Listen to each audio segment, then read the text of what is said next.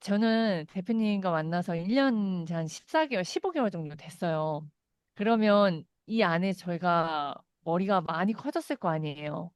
그 이유가 매주 피파리를 들었고, 그 다음에 대표님이 실시간으로 이 영상 올리시죠? 퀸즈 대학도 계속 반복하죠. 여기에서 큰 생각을 해야 된다라고 생각을 해요. 방금도 다 돈이고 다 큰 생각이고 창의력인 게 다 연결되잖아요.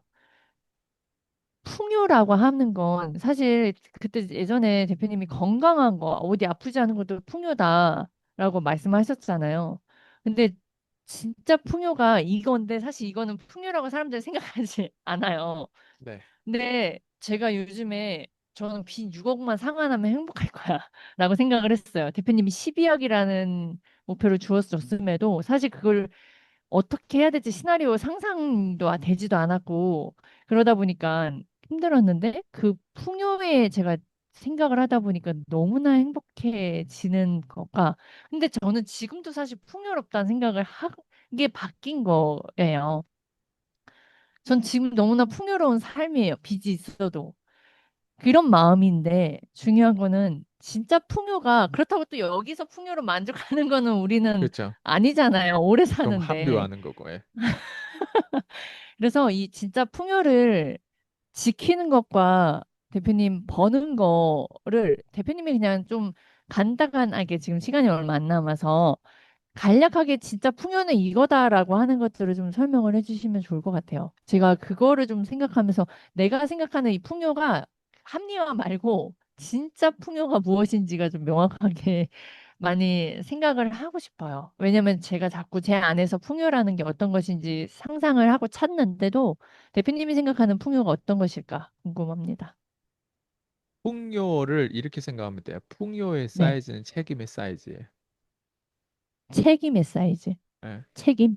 네. 어, 그러니까 그게 어떤 풍요라고 거예요? 하면 예. 내가 책임감이 없는 사람이면 예. 풍요에 대한 부분은 논의할 필요가 없어요. 네. 그래서 좀 어려운 것 같아요. 풍요로운 사람이 되고 싶으면 책임감 있는 예. 사람이 돼야 돼.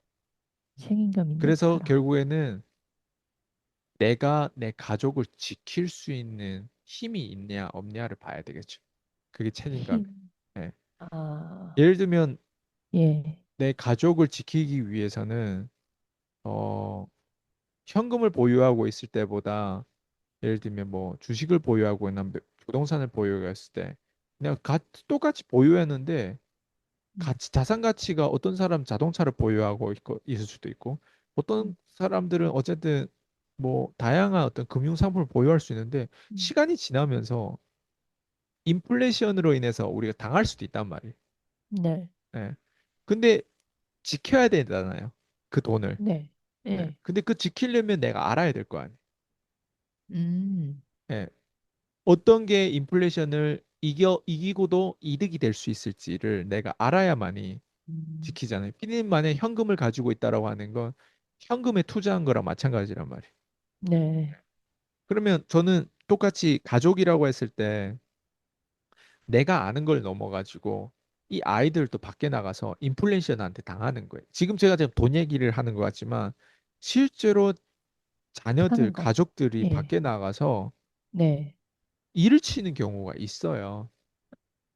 뭐 사고 치는 거? 싸운다거나, 음. 싸운다거나, 아니면 우리 집 강아지가 누군가를 물었다거나, 예를 네. 들면, 예. 예. 예. 아니면 뭐 화장실 들어가는데 여자 화장실 잘못 들어가가지고 뭐 어쨌든 소송 당했다거나, 뭐 어쨌든 맞아요. 별의별 일들이 다 있을 수 있단 말이에요. 예를 예. 들면, 있죠. 예. 뭐 아니면 그냥 뭐 모르겠어요. 나는 그런 사건에 나는 이런 불운에 그렇게 연루가 안 돼가지고 난 잘 어떻게 사례가 떠오르지 않는데 네. 그러니까 운이 안 좋은 사람들 별의별 불운이 다 있어요, 진짜. 네. 예. 근데 그게 내 가족의 일부가 될 수도 있잖아요. 그쵸. 근데 그 가족이 일부가 되는데 그걸 지켜내야 되잖아요. 음. 예. 그게 뭐냐면 지금 봐봐요. 피디님이 자녀가 세 명이에요. 그 세 음. 명이 밖에 나가서 소송 안 당하거나 뭐 음. 싸우지 않는다거나 이런 법이 없단 말이에요. 네. 근데 그걸 지켜내기 위해서는 필요한 게 결국 뭔 것 같아요? 돈? 뭐 힘? 아는 거? 아니, 기본적으로 책임이에요? 우리가 돈은 필요하죠. 당연히. 네. 예. 근데 지켜내기 위해서 돈만 필요하다고 했을 때는 또 피디님도 사기 당할 수 있어요. 우리 보이스피싱 딱 들어올 때 보이스피싱에서 뭐라 해요? 되게 급하게 지금 당장 뭐 안 하면은 뭐 무슨 뭐 어쨌든 뭐 어떻게 납입되고 뭐 압류되고 음, 뭐 이런 얘기를 하잖아요. 그러면서 이제 네. 보이스피싱 음, 제가 얘기하고 싶은 건 내가 책임 있는 사람이라면 네. 풍요를 논의할 게 아니라 책임 있는 사람은 그 가족들 목까지 내가 계속 신경 어, 쓰면서 돈을 벌어가고 자산을 굴려가겠죠. 어, 나는 풍요라고 하는 그 데피니션을 뭐 어떻게 다뤘을지 모르겠어요. 풍요에 대해서 얘기를 할 때 우리는 흔히 긍정적인 얘기만 한단 말이에요. 네, 네. 저는 왜 지금 자꾸 회의주의적으로 얘기하냐면 네, 네. 풍요라고 하는 건 책임감의 사이즈란 말이에요. 그 책임감이라고 하는 건 내가 어디까지 내 커뮤니티 봐봐, 내 가족을 지킬 수 있다라고 하는 건 내 고객들도 자기 가족을 지키고 싶지 않을까요? 내가 만약 가족을 지킬 줄 알아. 그러면 피디는 음, 제 고객이에요. 피디는 제 가족은 네. 아니지만 제 고객이란 말이에요. 그러면 내가 가족 지키는 방법을 다양하게 알고 있어요. 그럼 피디는 그걸 배우려고 하지 않을까요? 네. 난 배우고자 그게 하겠죠. 책임감이고 난 그게 풍요라고 생각해. 왜? 내가 거기까지 생각이 닿는다라고 하는 건 내가 누군가를 아, 지킬 수 있다는 얘기잖아요. 음,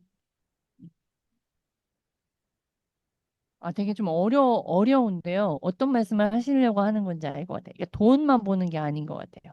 내가 진짜 중요하게 생각하는 걸 지키는 그 책임 말씀하시는 거예요? 실제로 본다고 하면 풍요롭다고 생각할 수가 없죠. 음, 왜? 음, 진짜 근본 문제, 돈 문제가 아닌 경우가 또 있단 말이에요. 네, 근본 문제는. 음, 네, 내가 만약 김지순이라고 하는 사람을 도와주고 싶어요. 네, 돈이 지금 뭐 빚이 있어요. 빚이 1억 있다고 가정해 볼게요. 그럼 나는 음, 돈이 되게 많은 부자라고 가정해 볼게요. 네, 그럼 내가 두바이에 엄청 막 석유도 막 나오고 내가 되게 부자다. 그랬을 때 지금 김지수라는 사람 1억이라고 하는 거를 내가 도와주고 싶으면 그냥 일시불로 어때요? 현금 탁 해가지고 야 가서 부채 갚아. 이러면 되잖아요. 음, 그죠. 제가 피디님을 도와줬다고 생각해요. 피디님을 해쳤다고 생각해요.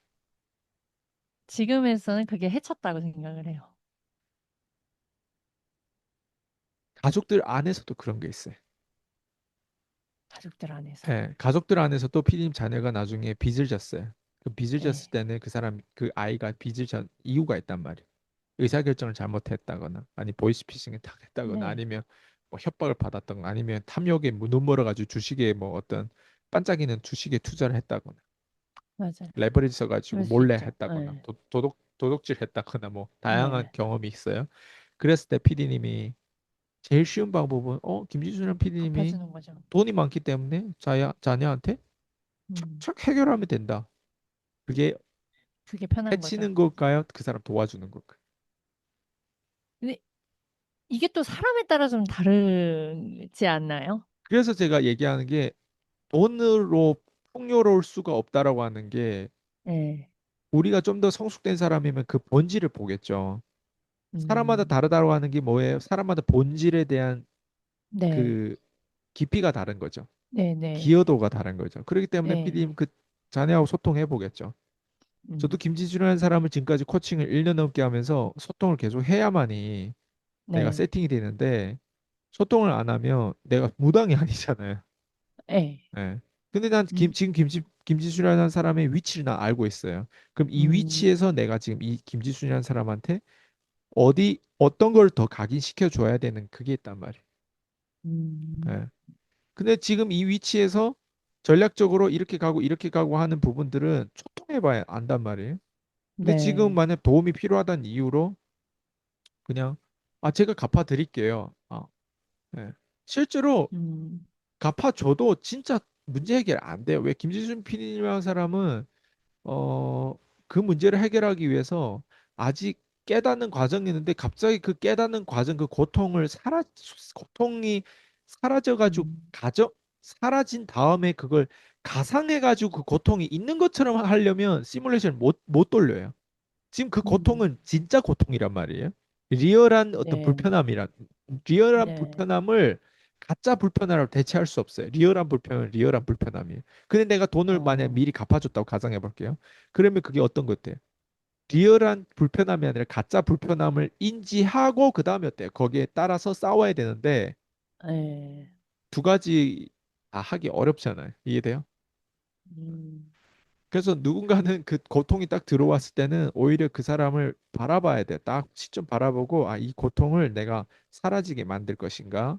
아니면 빨리 내 가족이다 보니까 이렇게 도와줘서 돈으로 이제 해결할까? 이렇게 본단 말이에요. 근데 내가 음, 만약 관점이 없으면 그냥 돈으로 해결하려고 하겠죠. 그러니까 그게 음, 뭐냐면 책임감이 덜한 음, 사람들, 음, 그러니까 풍요에 대해서 논의를 못할 만한 사람들이 하는 짓이에요. 네, 그래서 풍요로운 아, 사람들 겉으로 봤을 때 돈이 있고 건물이 있고 이렇게 해도 내면에서는 풍요롭지 않은 게 그런 성숙한 면이 없다 보니까 누군가한테 개입했을 때 의사결정을 내리고 거기에 대해 영향을 줬을 때 누군가를 자꾸 멍청하게 만들고 그렇게 하는 거죠. 그래서 우리 정부라고 하는 건 대통령 되면 풍요로워요. 맞아요? 네, 왜 아, 권력이 생겼죠.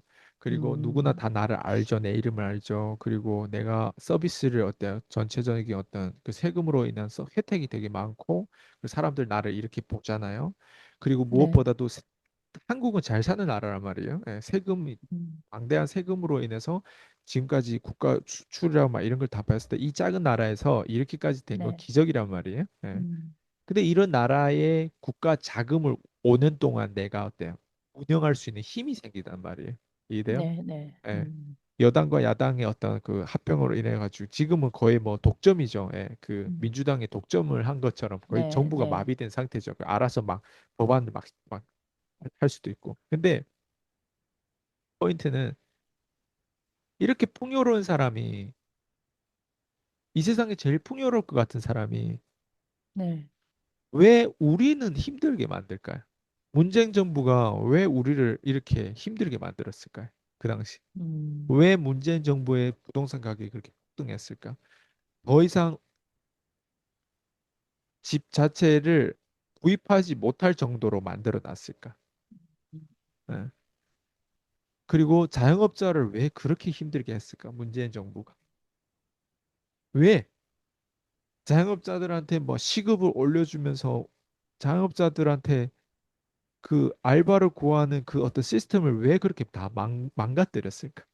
음, 자영업자들이 그 전의 시스템은 자영업자들만의 그래도 가지고 있는 시스템이 있는데 그걸 다 파괴시킨 게 문재인 정부란 말이에요. 시급을 음, 어느 정도 높이고 그다음에 그걸 뭘로 채용했나? 어쨌든 그런 정책이 있어요. 그래서 자영업자들은 정말 개피를 봤단 말이에요. 문재인 정부라고 인해서 가장 타격을 받았던 사람들이 자영업자들이에요. 왜냐면 음, 고용을 해야 되는데 네, 그렇게 하면 고용하기가 어렵단 말이에요. 네. 손해가 커서요. 예, 음, 이게 알바를 돌려야 되고 그리고 오랫동안 이 사람을 써야 되는데 뭔가 그 퇴직금이라든가 뭐 이런 어떤 음, 거기에 어쨌든 뭐 그걸 말을 하면 끝이 없겠지만 네, 그게 뭐냐면 풍요로운 사람이 책임감이 없으면 책임감에 대한 깊이가 살아남으려면, 없으면 어, 그냥 한 나라를 스케일 있게 나라를 말아먹을 수 있는 거죠. 네. 근데 엄청 우린 중요하네요. 지금 개인을 얘기하잖아요. 네, 개인을 얘기했을 때 한 개인이 풍요에 대한 것들 따졌을 때 책임을 따졌을 때 책임으로 들어왔을 때는 내가 과연 책임 있게 내 자녀를 지킬 수 있는 힘과 관점과 이런 어떤 지식과 이런 것들 끊임없이 찾고 있는 사람인지 아니면 그냥 남들이 그냥 어설프게 알고 있는 그런 풍요를 따르고 있는지 무의식적으로 직감적으로 그냥 돈만 있으면 풍요로울 것이다 라는 어떤 그 속 안에 그 내면에 그것만 붙잡고 있는지 그걸 봐야 되겠죠. 그래서 책임과 풍요는 그 책임의 사이즈가 풍요의 사이즈인데 문재인 정부에서는 문재인이라고 한 사람이 그렇게 똑똑하지 않았기 때문에 책임감이 거기까지 닿지를 못했기 때문에 그 사람 풍요로운 사람이라고 나는 보지 않는 거예요. 어, 와, 이렇게 연결이 될 거라는 생각 못 했어요. 근데 한 사람의 그 책임감이 엄청 많은 영향력을, 그러니까 힘 있는 사람일수록 책임감은 반드시 있어야 되는 그 무게감이 또 갑자기 더 느껴졌어요. 맞아요. 풍요만 맞아요. 생각했는데, 와, 네. 그러니까 성숙한 사람은 책임을 지는 건데, 우리는 지금 개인적으로 오늘 돈 얘기를 좀 많이 했잖아요. 돈이라는 건 정말 기술력이 있어야 되는 거고, 그 기술 안에 대표님이 저희에게 주시려고 하는 그 유지와 그런 불리는 거에는 책임이 계속 같이 따르면서 성숙된 자아가 생성이 돼야 된다. 이게 중요한 포인트인 것 같아요, 오늘. 맞아요. 제가 느낀 거. 야, 마지막에 또 갑자기 책임감에, 네. 어, 그래서 책임감에 대한 무게감이 그, 그래서 느껴졌습니다. 저는 이걸 시청하신 분들이 그냥 네. 단순히 풍요를 쫓지 말고 책임감을 쫓아야 되고 책임 안에 사랑도 있고 가족도 있고 지켜야 되는 음, 것들이 있고 내가 돈을 지키기 위해서는 현금을 보유해야 될지 뭐 네. 내 자신한테 투자해서 오히려 교육 이런 수강을 받아야 될지 아니면 주식에 음, 투자해야 될지 이게 다 내 의사 결정이란 말이에요. 또 네. 연끌해가지고 부동산에 투자해서 레버리지 해가지고 지금 요즘에는 부동산 대출도 안 나온다고 하는데 어쨌든 음, 그렇게 해야 되는지 자기만의 의사결정인데 아까도 얘기했듯이 돈 버는 기술이 있고 돈 유지하는 기술 있고 돈 굴리는 기술이 있고 예. 네. 그리고 더 풍요라고 하는 그 자체에 대한 속성을 알아보는 건 제가 방금 얘기했던 네. 책임감이라고. 음, 그래서 음, 책임감 없는 사람은 겉으로 보였을 때는 풍요로워 보이고 그런데 책임감이 없는 사람은 결국 다른 사람한테 피해를 주더라. 피해를 준다. 그 피해를 주는 게 단순히 내 가족들 지키지 못하고 내 자신을 지키지 못하는 거에 피해를 넘어서 네. 진짜 이거는 좀 잘못하면 거시경제로 이제 크게 갔을 때는 음, 국가에 대한 모든 정부 이런 사태를 발휘할 수. 그러니까 자영업자들이 음, 하도 많고 그러다 보니까 거기에 대한 피해를 많이 받는데 개인이라고 부모가 자녀한테 짐이 되는 부모가 되게 많단 말이에요. 음, 자녀가 부모의 짐이 되는 경우도 되게 많고. 근데 네. 그게 거시적으로 되게 커지면 네. 국가가 이제 일반 이- 자영업자한테 되는 짐이 되게 큰 음, 거죠. 그래서 문재인 정부가 음, 자영업자한테 졌던 짐이 그렇게 컸던 것처럼 네. 어쨌든 그러니까 그거를 반해야 되는데 사람들은 그걸 모르고 또 자꾸 저 사람은 우리를 바꿀 수 있다. 정치는 절대 한 개인의 인생을 바꿀 수가 없고 개인이 네. 스스로가 책임을 지고 내 가족을 지킬 수 있는 그런 관점이 생겨야 되고 그런 걸 계속 얻어야 된다고 저는 생각해요. 그게 일단 아, 핵심이고 네.